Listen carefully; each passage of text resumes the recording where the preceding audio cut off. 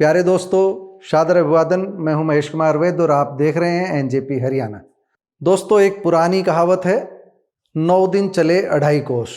लेकिन आरआरटीएस के मामले में, यानी नमो भारत मेट्रो ट्रेन के मामले में, सुपरफास्ट मेट्रो ट्रेन के मामले में इस कहावत को भी शर्मिंदा कर दिया है सरकार ने। लेकिन अब एक उम्मीद भरी खबर मनोहर लाल के कार्यालय से आई है, केंद्रीय शहरी आवासन मंत्री के कार्यालय से आई है। और खबर यह है कि बावल तक आरआरटीएस की परियोजना निश्चित रूप से जाएगी, लेकिन एसएनबी यानी कि शाहजहाँपुर नीमराना बहरोड तक यह परियोजना अभी प्रथम चरण में नहीं ली जाएगी, दूसरे चरण में इसका नंबर आएगा। हम ये कह सकते हैं कि प्रथम चरण में सराय कालेखा से लेकर के बावल तक इस कॉरिडोर को, यानी आरआरटीएस कॉरिडोर को जल्दी ही बिछाने का काम शुरू होगा। जल्दी हम कह रहे हैं, लेकिन आज तक सरकार की तरफ से जल्दी नहीं है। लेकिन मनोहर लाल की तरफ से पाती आई है तो कुछ उम्मीद की जानी चाहिए।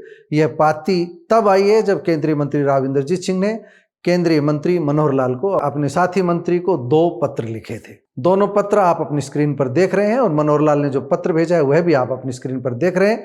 मनोहर लाल ने राव इंद्रजीत सिंह को लिखा है कि राव साहब, प्रथम चरण में यह परियोजना केवल हम बावल तक ले जाएंगे। उन्होंने इसके कारण भी बता दिए हैं और ज़्यादा विस्तार में, गहराई में कारण नहीं बताए, लेकिन उन्होंने कह दिया कि आप हमारे उत्तर से संतुष्ट होंगे, यानी कि कह दिया कि प्रथम चरण में बावल तक ही जाएगी। दोस्तों, हम आपको बता दें कि यह परियोजना प्रथम चरण में सराय कालेखा से एसएनबी संयुक्त स्टेशन का नाम है शाहजहाँपुर नीमराना बहरोड, यानी कि बावल की सीमा से आगे एक स्टेशन प्रथम चरण में राजस्थान की सीमा में भी प्रस्तावित था। लेकिन सरकारी एजेंसियों ने इसे बीच में शाहजहाँपुर से घटाकर प्रथम चरण में धारूहेड़ा तक कर दिया था। शोर मचा तो लोगों ने बावल तक की मांग उठाई और इस मांग को सरकार ने पूरा कर लिया। प्रथम चरण का भी ध्यान नहीं रखा, लेकिन बावल तक की जब बात पूरी की गई तो केंद्रीय मंत्री राव इंद्रजीत सिंह ने पत्र लिखे, मनोहर लाल से आग्रह किया कि इसे कम से कम प्रथम चरण में नीमराना बहरोड शाहजहाँपुर का जो स्टेशन है वहाँ तक मिलाया जाए, ताकि रेवाड़ी और आसपास के लोग जो प्रतिदिन अलग अलग फैक्ट्रियों में काम करने के लिए जाते हैं, नीमराना औद्योगिक क्षेत्र तक जाते हैं और इधर मानेसर, गुरुग्राम औद्योगिक क्षेत्र तक जाते हैं, उनको लाभ मिल सके, आईएमटी बावल वालों को लाभ मिल सके। ये सब इसलिए किया गया था क्योंकि नेशनल हाईवे 48 पर सबसे ज़्यादा व्यस्तता वाहनों की रहती है और इस वाहनों की व्यस्तता के बीच जो बाइकर्स होते हैं, जो बाइक पर जाते हैं रोजाना ड्यूटी पर, उनको कई हादसों का सामना करना पड़ता है। आए दिन मोटरसाइकिल के हादसे आप लोग सुनते रहते होंगे। पर्यावरण को भी काफ़ी बड़ा नुकसान है।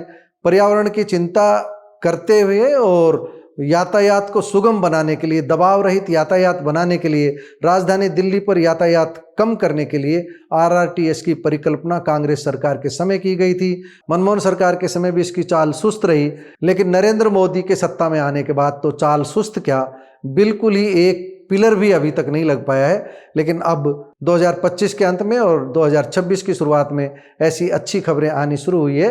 अब नमो भारत यानी कि आरआरटीएस कॉरिडोर पर जो ट्रेन दौड़ेगी उसका नाम नमो भारत किया जा चुका है। अब तो मेरठ का कॉरिडोर काफ़ी हद तक पूरा हो चुका है, लेकिन इस कॉरिडोर पर अभी काम शुरू नहीं हुआ है। मनोहर लाल ने अब भरोसा दिया है कि इस कॉरिडोर का काम जल्दी पूरा किया जाएगा।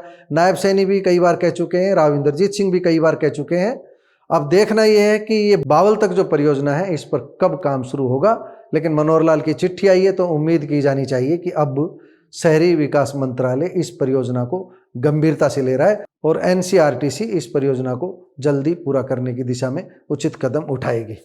दोस्तों, आप इस बारे में क्या कहते हैं? आरआरटीएस में लगातार देरी हो रही है और अब यह एक अच्छी सूचना आई है, इसे लेकर आप क्या कहते हैं? कमेंट बॉक्स में जाकर अपनी टिप्पणी जरूर दीजिएगा। नमस्कार, धन्यवाद।